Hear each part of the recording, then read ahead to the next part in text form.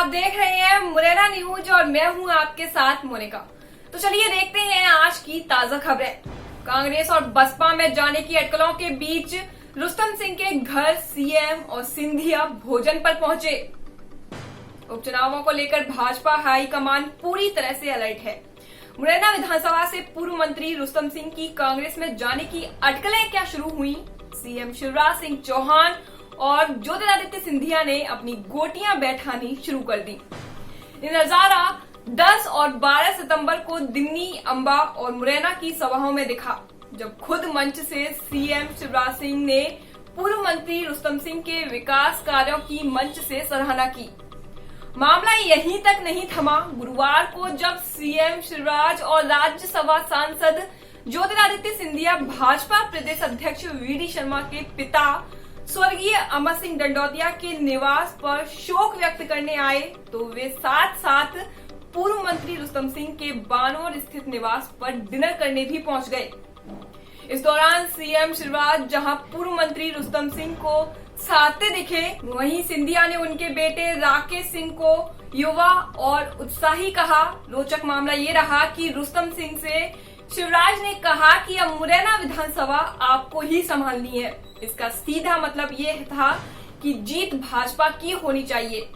वहीं सिंधिया ने रुस्तम सिंह के बेटे राकेश से कहा कि जिस तरह आपने हमारे स्वागत में पूरा भोजन घर का बनवाया है, उसी तरह पार्टी को घर में जीतना है। कुल मिलाकर सीएम और सिंधिया के इस दौर के बाद रुस्तम सिंह और उनके बेटे का कांग्रेस और बसपा में जाने की अटकलों पर विराम लग गया है। प्रदेश अध्यक्ष वीडी शर्मा के पिता के नाम पर सुरजनपुर में खुलेगा पीएचसी। सीएम शिवराज सिंह चौहान शाम 6 बजे ज्योतिरादित्य सिंधिया के साथ भाजपा प्रदेश अध्यक्ष वीडी शर्मा के गांव सुरजनपुर पहुंचे। यहां दोनों नेताओं ने भाजपा प्रदेश अध्यक्ष के पिता स्वर्गीय अमर सिंह डंडौतिया के चित्र पर पुष्पांजलि अर्पित की और घोषणा की कि समाज के प्रति सदैव समर्पित रहें। स्वर्गीय अमर सिंह डंडौतिया के नाम पर ग्राम सुरजनपुर में एक प्राइमरी हेल्थ सेंटर भी खोला जाएगा, ताकि आसपास क्षेत्र के ग्रामीणों को इलाज के लिए अंबा, सिहोनिया या मुरैना न जाना पड़े। इस अवसर पर उनके साथ गृह मंत्री नरोत्तम मिश्रा, उमाशंकर गुप्ता सहित अनेक लोग मौजूद थे। 3 दिन पहले शिक्षक को गोली मारने की धमकी, डर से शर्ट पर सुसाइड नोट चिपकाकर फांसी पर लटके। अंबा में रहने वाले शिक्षक मुन्नालाल ओझा का शव गुरुवार की सुबह 10 बजे सैथरा बड़ई के स्कूल में फांसी के फंदे पर लटका मिला। शिक्षक के सुसाइड की सूचना पाकर भीड़ स्कूल पर इकट्ठी हो गई और लोगों ने पुलिस कार्रवाई में व्यवधान पैदा कर दिया। पुलिस बमुश्किल 5 घंटे बाद शव को फंदे से उतार पाई। शिक्षक की शर्ट पर एक सुसाइड नोट चिपका मिला। इस सुसाइड नोट में भिंड के 4 लोगों के नाम लिखे हैं और उन्हीं को मौत के लिए जिम्मेदार ठहराया है। अंबा पुलिस ये जांच कर रही है कि शिक्षक ने आत्मघाती कदम क्यों उठाया। जानकारी के मुताबिक अंबा कस्बा में पोरसा रोड पर पेट्रोल पंप के पास रहने वाले शिक्षक मुन्नालाल ओझा गुरुवार की सुबह 8:15 यानी 8:15 बजे घर से ये कहकर निकले कि वे स्कूल ड्यूटी पर जा रहे हैं। सुबह से सीधे होने के कारण परिवार के किसी सदस्य ने मुन्नालाल से ये नहीं पूछा कि वे जल्द स्कूल क्यों जा रहे हैं। घर से निकलने के बाद शिक्षक ने बाजार से एक प्लास्टिक की रस्सी खरीदी और उसे थैले में रखकर सैथरा बड़ई स्कूल पहुंच गए। समय से पहले स्कूल पहुंचने के कारण मुन्नालाल स्थानीय शिक्षक राम प्रकाश सखवार के घर से पहुंचे और बोले कि उन्हें कुछ लिखा पढ़ी का काम निपटाना है, इसलिए स्कूल की चाबी दे दो। राम प्रकाश से चाबी लेकर मुन्नालाल स्कूल आए और उन्होंने आनंद फानन में फांसी का फंदा बनाकर उसे रेलिंग पर कसा और खुद उस पर झूल गए। शिक्षक राम प्रकाश सुबह 10 बजे स्कूल पहुंचे तो मुन्नालाल फंदे पर लटके मिले। भानेज, दामाद और उसके बेटों पर मारपीट और धमकाने का आरोप।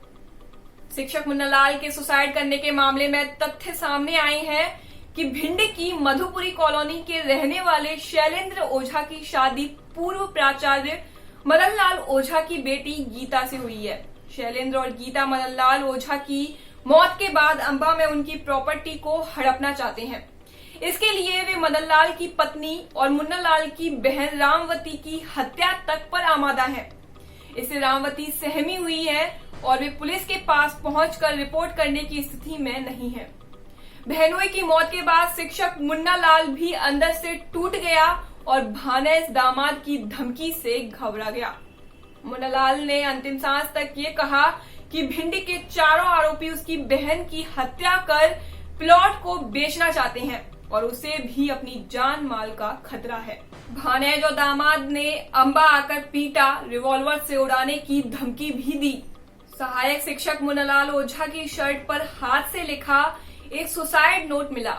फंदे पर झूलने से पहले शिक्षक ने भिंड की मधुपुरी कॉलोनी में रहने वाले दामाद शैलेंद्र ओझा, उनके बेटे वीरू ईशु ओझा और भानेज गीता ओझा पर आरोप लगाया है कि 21 सितंबर को उक्त 4 आरोपियों ने अंबा आकर उसकी मारपीट की और धमकी दी कि बहन रामवती ओझा का प्लॉट बिकने से रोका तो उसे रिवॉल्वर की गोली से मौत के घाट उतार देंगे।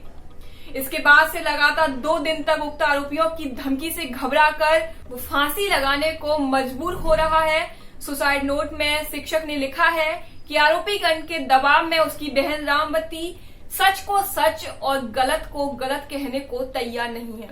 आरोपी बहन की हत्या कर उसकी प्रॉपर्टी को हड़पना चाहते हैं।